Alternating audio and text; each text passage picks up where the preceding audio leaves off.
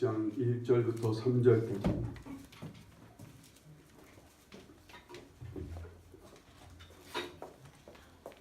신약성경 316페이지쯤에 있습니다.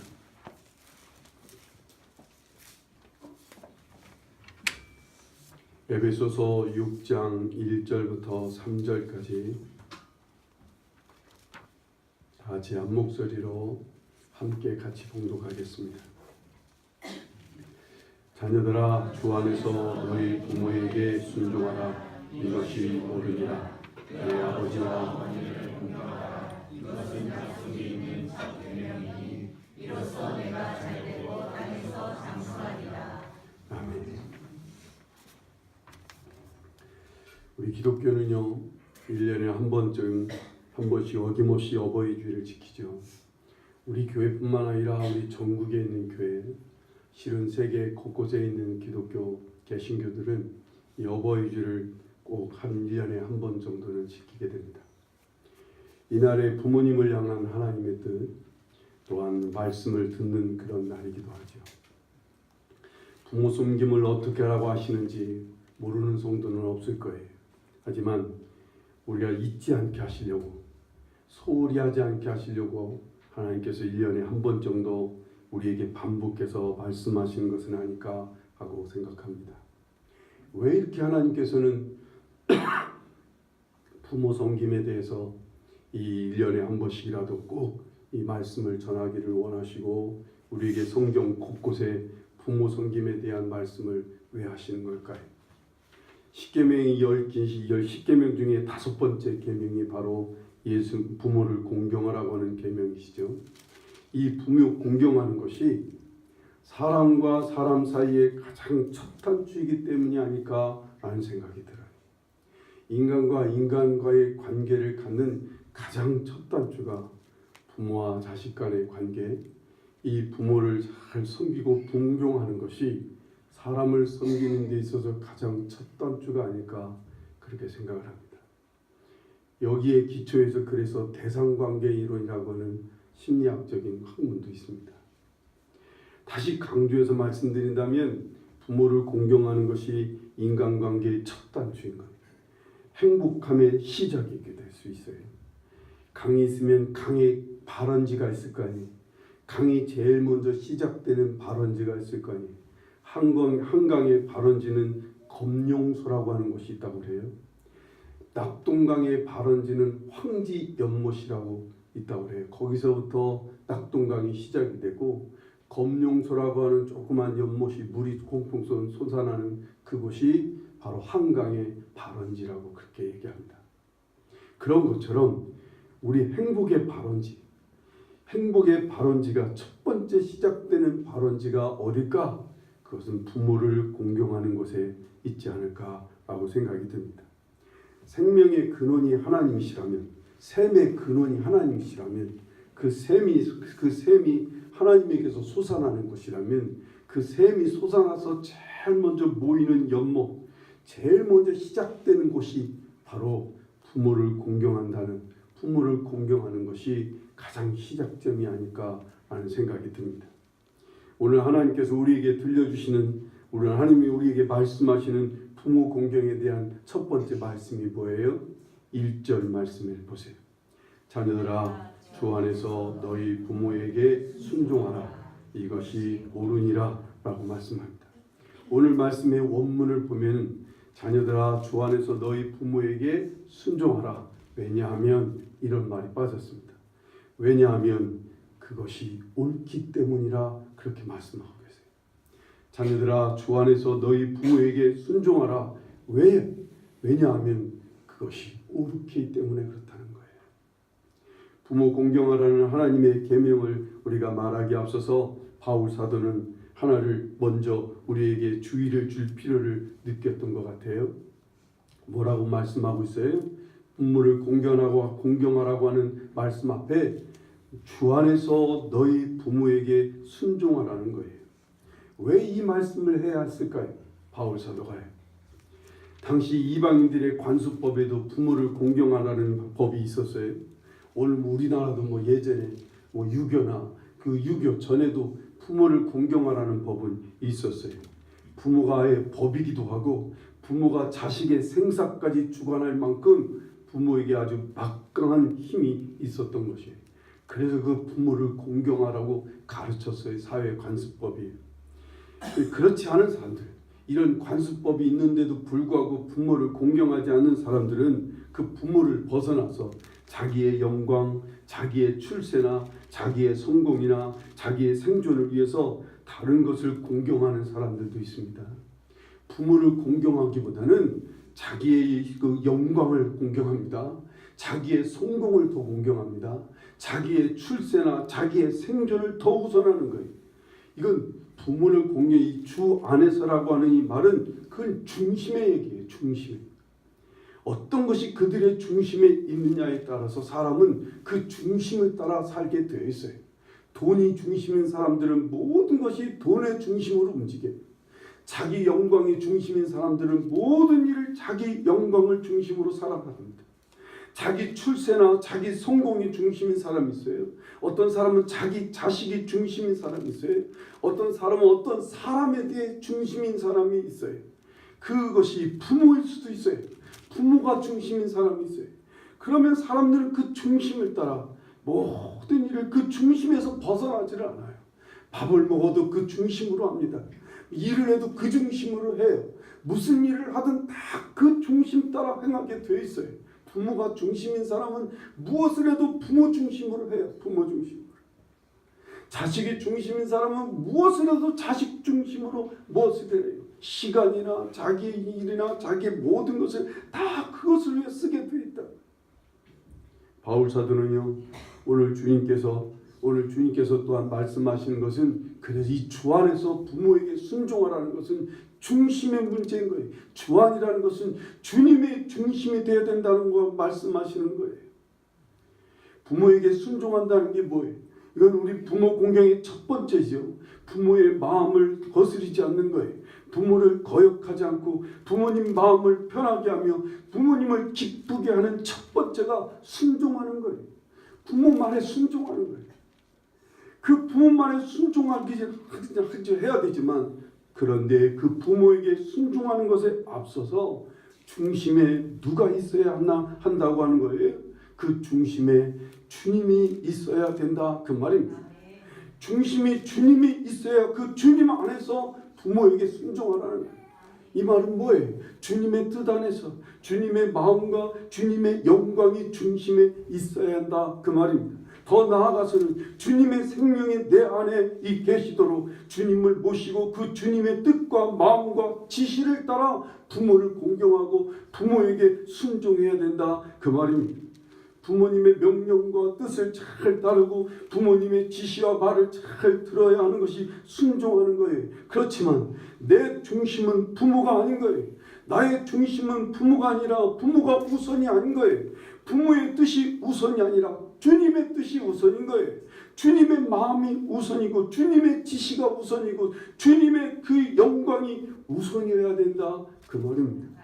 그리고 부모가 그래서 주 안에 있으면 얼마나 좋겠습니까?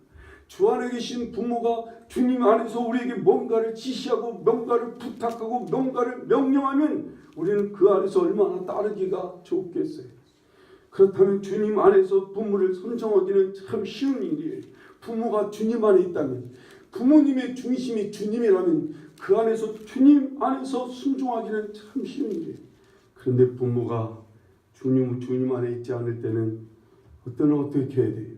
우리의 중심이 주님 안에 있기 때문에 주님 안에 있는 자녀와 부모와 부딪힘이 있을 수밖에 없는 거예요. 그래서 이때 갈등들이 많이 생기게 되어 있어요. 그래도 주님 안에서 순종하라고 주님은 말씀하고 계세요. 예수님의 어머니와 함께 잔치에 초대를 받았어요. 결혼 잔치에 초대를 받았어요. 그래서 결혼식 잔치가 한참 진행되고 있는데 결혼식 잔치에 가장 중요한 게 포도주였던가 봐요. 근데 그 잔치집에 손님이 너무 많이 왔던지 포도주가 떨어지는 거예요. 그 어머니가 예수님의 어머니가 그걸 알고 넌지시 예수님한테 얘기합니다. 이 집에 지금 포도주가 떨어져 간다고 어떻게 좀 해보라고 말씀합니다. 왜? 그 어머니는 예수님의 능력을 알고 있으니까요. 그래서 넌지시 예수님께 얘기를 하니까 예수님이 어머니 아직 내 때가 되지 않았습니다. 이 잔치집에 포도주 떨어진 거하고 나하고 무슨 상관이 있겠어요. 아직 나의 때가 아닙니다 하고 정당하게 아주 정중하게 거절을 합니다. 그랬더니 그 어머니가 그냥 말없이 하인을 찾아갑니다. 그 집에 있는 하인한테 가서 저분한테 가서 예수님 자기 아들 예수님한테 가서 저분이 뭘 시키든지 그대로 하라고 합니다. 그랬더니 하인이 찾아가서 우리 아들 뭐 시키실 일이 뭐 있으세요? 하고 묻는 거예요. 그러니까 예수님께서 금방 어머니께서 그 얘기를 한 것을 아시고 할 수 없이 가서 물동이에 물을 떠오라고 주님이 명령합니다. 그래서 물을 떠와서 그것을 나누어 줬더니 그 물이 포도주로 변하는 놀라운 기적이 일어나는 것이 가나의 혼인잔치 기적이에요. 바로 이렇게 주 안에서 순종하는 모습을 보이신 게 예수님이셔요. 이 어머니의 중심이 뭐예요? 이 잔치집에 포도주를 공급하기를 원했던 육신의 어머니 마리아의 중심이 뭐겠어요? 자기의 영광을 드리기 위해서 그랬겠어요? 자기 이익을 위해서 사는 사람이 아니에요. 그 육신의 어머니 마리아는 그래도 하나님 중심으로 살아가는 사람이었어요. 익히 주님은 잘 아셨어요. 그래서 당신의 뜻은 아니었지만 그 어머니가 원하는 뜻이기에 육신의 부모인 어머니의 뜻을 따라 순종해서 물이 변하여 포도주가 되는 기적을 베풀어 주셨던 거예요. 이렇게 하는 것이 주님 안에서 순종하는 모습인 거예요. 부모님이 아직 주 안에 계시지 않는다면 나부터라도 주님 안에 있어야 되는 거예요. 나부터라도 주님 중심을 가진 주님 중심을 가진 부모의 첫 번째가 되는 거예요. 우리 부모님은 주 안에 있지 않지만 나부터라도 주 안에 있어야 되는 거예요. 나부터라도 주님 안에서 자녀에게 명령하고 나부터라도 주님 안에 있는 부모가 되어 자녀들에게 주 안에서 살도록 이끌어줘야 될 부모가 되는 거예요. 어쨌든 하나님께서는요 부모를 공경하되 이를 위해 부모에게 순종해야 되는데 주 안에서 순종하라고 하시는 겁니다. 왜요? 이것이 옳기 때문이라 그 말입니다. 하나님께서 옳다고 하시기 때문에 주 안에서 부모에게 순종하라고 하시는 거예요. 이 주 안에서를 벗어나지 마셔야 돼요. 부모님의 말이 우선이고 주 안에 있지 않은 부모님 말씀을 따르는 것을 아무 거리낌 없이 하게 될 때 이건 옳지 않게 되는 거예요. 이건 노선을 벗어나는 거예요. 어떤 노선이에요? 축복과 잘되고 장수하는 길을 벗어나게 되는 거예요. 조금씩 노선을 벗어나게 돼서 처음에는 그걸 잘 몰라요. 하나님이 주시는 이 복과 하나님이 주시는 놀라운 이 은총과 잘되고 장수하는 길을 벗어나는 걸 잘 몰라요. 자기는 효도하고 있다고 생각해요. 자기는 지금 부모님을 잘 섬긴다고 착각하지만 조금씩 축복의 길에서 벗어납니다. 하나님께서 잘되게 하시고 장수케 하시는 이 약속의 반열에서 벗어나기 시작하는 거예요. 주 안에 있지 않은 부모님의 지시와 말씀을 때로는 두려워서 때로는 그것 때문에 갈등이 일어날까 봐 부모님이 슬퍼하고 부모님이 안타까운 것이 그것이 괴로워서 할 수 없이 부모님을 따르는 자녀도 있습니다. 아니에요. 그래도 용기를 달라고 하나님께 기도하며 분명히 주님 안에서 단단히 서서 주님을 따라가는데 힘쓰셔야 돼요.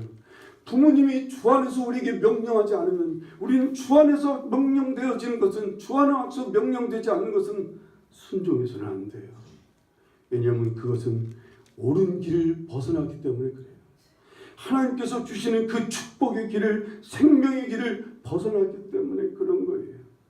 힘써 하나님 주 안에서 부모에게 순종하도록 힘쓰시기를 간절히 바라요. 순종은 하되 주님 안에서 순종하셔야 돼요. 2절 말씀을 보세요. 내 아버지와 어머니를 공경하라. 이것은 약속 있는 첫 계명이니 라고 말씀합니다. 십계명의 말씀은 출애굽기 20장 12절을 보면 내 부모를 공경하라. 그리하면 내 하나님 여호와가 내게 준 땅에서 내 생명이 길리라 라는 게 십계명의 5번째 계명이죠. 이 계명을요 바울 사도는 성령님 안에서 말하기를 내 아버지와 내 어머니를 공경하라라고 이 부모를 각각 아버지와 어머니라는 말로 부르고 있어요. 예, 시간이 지남에 따라 하나님의 이 계명인 내 부모란 말씀이 자꾸만 잘못 적용이 되고 있는 것을 바울 사도는 알기 때문에 그래요. 아마 성령님께서도 이것을 문제라는 것이 아셨겠지요. 어떤 가정은요, 아버지만 공경하는 경우가 있어요. 그 아버지가 모든 실권을 다 쥐고 있어요. 그리고 그 어머니는 그 뒤에서 그 아버지의 눌림 속에 아버지에게 가려져서 아버지의 학대나 아버지의 무시함과 아버지의 짓밟힘 속에 있는 어머니도 있어요. 그런데 부모를 공경한답시고 그 아버지만 중심으로 공경하는 가정이 있을 수 있어요. 어떤 가정은 아버지를 무시하는 가정이 있어요.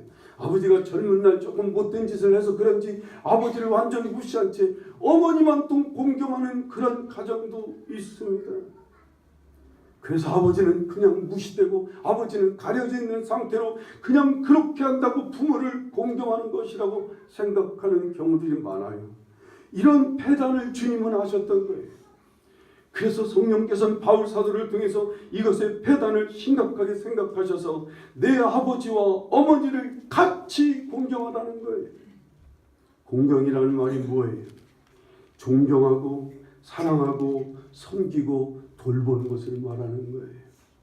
그 부모를, 내 아버지와 내 어머니를 그렇게 존경하고 사랑하고 그리고 섬기고 돌보라는 거예요. 아버지와 어머니가 나에게 이렇게 저렇게 하셨기 때문에 그것에 따라서 아버지만 어머니만 그냥 아니면 둘 다 그냥 공경할 수 없다고 하는 자녀가 있을 수 있어요. 우리 아버지가 우리 어머니가 그렇게 행동하고 나에게 그렇게 아픔을 주고 나를 잘 돌보지 못했기 때문에 나는 어머니를 섬길 수가 없어. 나는 우리 아버지를 섬기고 공경할 수가 없어라고 하는 사람들이 많아요. 그러나 여러분, 실은 그 부모님도요, 그 부모님의 부모, 그 부모님의 부모의 부모 어디선가 뭔가 잘못되어 그런 거 때문에 잘못돼서 그런 거예요. 우리의 부모님도 그 부모님의 부모님 때문에 상처를 받아서 그런 건 아닐까요? 어딘가서부터 잘못돼서 그 피해가 계속 자식들한테 이어져 내려오는 거예요.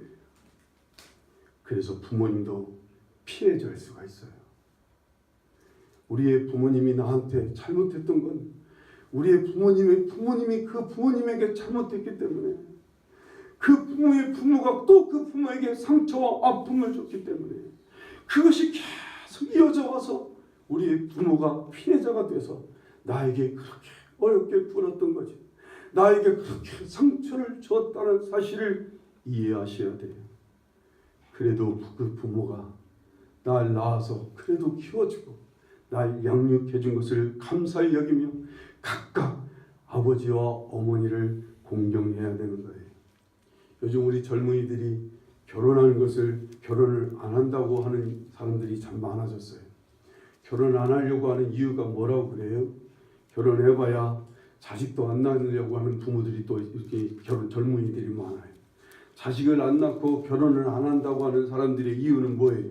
결혼하면 힘들어지니까. 시댁 섬겨야지, 처갓집 섬겨야지 뭐 이런 것 때문에 힘들어지고 그것 때문에 가족관계 때문에 얽히고 설키는 게 괴로우니까 그래서 싫다는 거예요. 자식을 낳으면 그 자식을 양육하는 비용이 너무나 많이 들고 시간적으로 여러 가지로 어려워서 자식 키우기가 힘들어서 자식을 안 낳겠다는 거예요. 근데 그 속내를 들여다보면 많은 젊은이들의 속내에는 뭐가 있어요?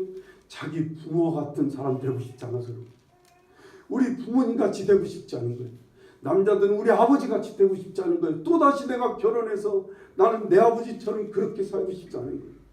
여자들은 내가 또 다시 결혼해서 우리 어머니같이 저렇게 불행하게 살고 싶지 않아서 그렇다는 거예요. 대부분 이유가 거기에 있다는 거예요. 안타깝지요. 그러나 여러분, 이 안타까운 질은 내가 끊어야 돼요. 내가. 그 그렇다고 나는 이제부터 우리 아버지처럼 안 살기 위해서 결혼 안 할래. 아니야. 나부터 이걸 끊고 주님의 도우심과 주님의 능력을 힘입어서 주님의 사랑하심을 힘입어 내가 좋은 부모가 되어라고 하는 거예요. 내가 좋은 아빠가 되고 좋은 엄마가 되려고 하는 거예요. 이것을 위해서 지금부터 내가 정말 좋은 부모가 되려고 하고, 이것부터 지금부터 부모를 공경해서 내가 주 안에 살기를 힘쓰는 거예요. 나서부터 해야 돼요. 나서. 오늘 3절 말씀을 보세요. 이것은 내가 잘되고 땅에서 장수하리라 말씀합니다. 하나님의 계명은요, 이 땅에서 내 생명이 길리라라고 말씀하셨어요. 이 약속을 성령님께서는 바울 사도를 통해 조금 더 설명하시기를 내가 잘되고 땅에서 장수하리라 라고 말씀합니다. 신명기서 5장 16절에는 내 하나님 여호와가 내게 준 땅에서 내 생명이 길고 복을 주시리라 말씀합니다. 잘 된다는 것이 뭐를 어떻게 설명하고 있어요? 복을 누리고 복을 준다라는 거예요. 장수한다는 말은 또 뭐예요? 생명이 길게 된다는 거예요. 여러분, 이 장수한다는 말이 생명이 길게 된다는 게 뭐예요? 오래 산다는 표현이 아니에요. 성경 전체를 보면 이건 하나님과 연결되어져 있는 삶이 나서부터 내 자식들에게 계속 이어진다 그 말입니다. 나만 하나님 믿는 게 아니에요. 내 자식들도 여전히 하나님을 믿고 주님 안에서 살게 되는 거예요. 내 자식의 자식까지 이 신앙이 끊어지지 않는 거예요. 하나님을 섬기는 이 신앙이 생명이 끊어지지 않고 계속 이어지는 거, 이게 장수하는 거예요. 복되게 사는 건 말이에요. 잘 되게 되는 거예요. 복을 누리고요. 잘 된다는 것은 관계가 잘 이루어진다는 거예요. 하나님과 좋은 관계를 갖고 가족과 좋은 관계, 사람과 좋은 관계를 가져가면서 그래서 화평함으로 나타나요. 그래서 이것은 기쁨으로 나타나요. 이 복은 풍성함으로 나타나고 희락으로 나타나고 사랑과 나눔과 베품으로 나타나요. 이 복은 말이에요. 이런 것이 복을 누리는 거예요. 그런데 아버지와 어머니를 공경할 때 하나님께서는 이 복을 누리게 모든 것을 잘 되게 하신다는 거예요. 그래서 이것이 행복의 첫 단추가 되는 거예요. 이것이 정말 축복의 발원지라 할 수 있는 이유가 되는 것이 바로 이것 때문에 그런 거예요. 하나님은 이 흐름을 타고 계속 자식에까지 이어지게 하신다 그 말입니다. 내가 볼 때 우리 부모에게는 이 복이 없어 보여요. 우리 부모님에게는 이 장수함이 없어 보여요. 그렇다면 정말 여러분 긴장하셔야 돼요. 그렇다면 이제 나부터라도 아버지 어머니 이 두 분 모두를 주 안에서 순종하고 공경하기를 힘쓰는 거예요.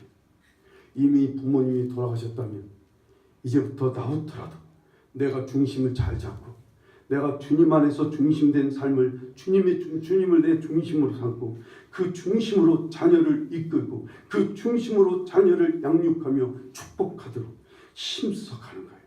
그 주님 안에서 서로 관계를 잘 서로 사랑함을 유지해 가는 거예요.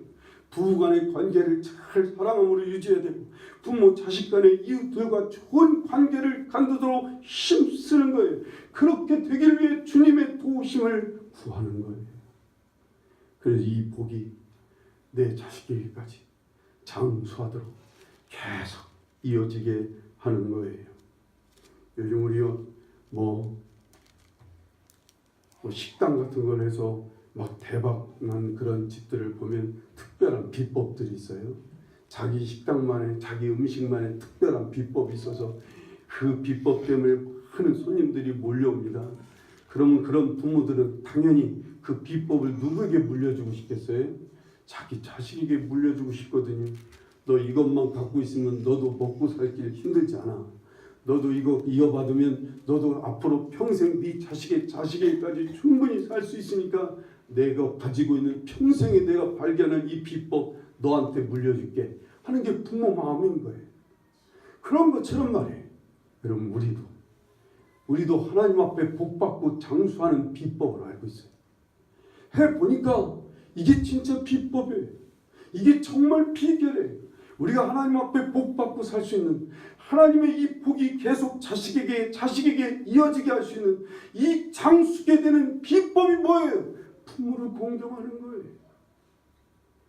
이 비법을 자식에게 물려주기 위해 나부터 이 비법 붙들고 힘써 살아가는 거예요. 이 복된 흐름을 무시하지 마세요. 이걸 가볍게 여기지 마세요. 내가 부모님을 공경할 때 하나님이 주시는 이 복과 하나님 주시는 이 장수함의 이 복을, 이것이 나한테 내 자식에게 물려주는 것, 이것이 흘러가는 것이 이 복된 흐름을 가볍게 여기지 마라. 무시하지 마세요. 나 하나 잘 산다고, 나 하나 편하게 살고 싶다고, 나 하나 마음 편하고 싶어서 부모 공경 무시하고 부모께 순종하는 거 무시한 채 그냥 내가 하고 싶은 대로 내 뜻대로 그냥 마구 살아서 나 한번 편한 것 같지요. 하나 그것이 자식에게 그것이 복으로 나타나지를 않으면 말이에요. 복이라는 게 뭐예요? 관계라 그랬어요. 좋은 관계가 이루어져야 돼요. 아무리 돈이 많은들, 아무리 많은 것을 이루었던들, 큰 성공을 하고 세상의 영광을 얻었던들, 가족과 좋은 관계를 누리지 못해요. 자식들과 좋은 관계를 이루지 못하는 정말 불행한 가정 말이에요. 이걸 복이 없는 가정인 거예요. 이건 복을 못 받은 삶인 거예요. 복 받은 건 뭐예요? 복 있는 삶이 뭐예요? 좋은 관계를 유지해가는 거예요. 이걸 어디에서 출발한다고요? 부모 공경에서부터 출발한다는 거예요. 그래서 10계명에 사람과 사람과의 관계에 대한 계명의 첫 번째를 부모를 공경하라고 하신 이유가 여기 있는 거예요. 모든 게 여기서부터 출발해요. 부모와 자식이 좋은 관계를 이루어갈 때 그 사람은 옆에 사람들과 좋은 관계를 이루어요. 그 사람은 자기 자식들과도 좋은 관계를 이루게 돼요. 부모와 좋은 관계를 이루지 못하면 그 사람 나가서도 사람들과 좋은 관계를 이루지 못해요. 그 사람은 그 자식들과도 좋은 관계를 이루지 못해요. 그러니 어디서 복이 임하겠습니까? 복의 첫 번째 길에서 첫 단추를 잘못 꿰니까 대대손손 불행할 수밖에 없는 거예요. 대대손손 복을 찾아볼 수가 없는 거예요. 그렇게 되지 않더라고요. 사랑하는 여러분과 제가 오늘 주신 이 하나님의 말씀대로 주님 안에서 순종하고 부모를 잘 공경해서 하나님이 약속하신 이 복이, 하나님께서 약속하신 이 장수의 약속이 여러분과 저의 가정에 그대로 이루어질 수 있기를 간절히 축원합니다. 우리의 자녀들에게 이 복이 이어져야 되겠죠. 이걸 이어지게 하는 일에는 우리가 정말 지금 정신을 차려서 하나님의 도우심을 구하며 힘들지요. 정말 어려운 관계, 상처 입은 관계 속에 이를 순종하려고 하는 게 참 어려워요. 그러나 여러분, 하나님의 도움을 구해가며 열심히 부모를 잘 공경할 수 있기를 바랍니다. 부모님을 주 안에서 순종하도록 정말 힘써 주님 안에서 순종하도록 힘써 할 수 있기를 바랍니다. 이거 가볍게 여기지 마세요. 그냥 먹고 사는 게 급하다고, 그저 내 육신 하나 편하게 살자고, 그저 나 하나 잘 살자고, 우리 자식 하나 잘 되게 하려고 천만의 그 자식, 그렇게 되는 거 아닙니다. 하나님의 공식 있잖아요. 내가 위로 부모가 좋은 부모가 돼야 돼요. 부모인 내가 부모를 잘 공경하고, 지금 안 계시다면 나부터 좋은 부모가 되는 거예요. 나부터 좋은 부모, 주님 안에서 살아가는 부모가 되어서 내 자식들에게 이 복이 이어질 수 있게 하는 거죠. 그래서 여러분과 저희 가정이 이 복이 계속 흘러갈 수 있기를 간절히 바랍니다. 내 자식들에게 이 복이 흘러가야 돼. 여러분, 아무데나 갖다 놔도 이 복이 흘러가는 사람에게는 무엇이든지 복되게 살아요. 그 사람은 사막에 떨어뜨려놔도 복되게 살아요. 여러분, 이 복의 흐름이 이렇게 흘러가는 사람들은 어디다 갖다 놔도 복이 있게 살아요. 그런데 복이 끊어진 사람이 있어요. 복이 끊어진 사람은 어디다 갖다 놔도 화덩어리예요. 사람들한테 화만 끼쳐. 불화해요. 관계를 깨뜨려요. 상처만 입히고 상처만 줘요. 그냥 계속 그 속에서 갈등하고 살 수밖에 없어요. 이걸 끊어내는 결단이 여러분에게 있어야 돼요. 전후좌우를 따질 거 없어요. 그냥 누구 때문에 다고 생각할 거 없어요. 오늘 나부터 시작하자고요. 나부터 철저하게 주님 안에서 살고, 철저하게 주님 안에서 하나님 잘 섬기고, 철저하게 주님 안에서 좋은 부모가 되시고, 서로 사랑해야 돼요. 부부가 서로 사랑해야 돼요. 정말 하나님을 섬기며 서로 사랑하고 자녀들에게 그 사랑을 잘 이어주십시오. 부모에게 할 수 없다면, 그 부모가 돌아가셔서 할 수 없다면 그렇게라도 해야 돼요. 그렇게라도. 살아계신 부모가 계시다면 열심히 지금부터 궁정 잘 하셔서 이 복이 자손 대대로 이어질 수 있기를. 심은 대로 거둔다고 하시잖아요. 하나님 뿌린 대로 거두게 하신다잖아요. 그렇게 잘 심으셔서 대대 손손 좋은 것을 거두어가는 복된 가정 이룰 수 있기를 간절히 바랍니다.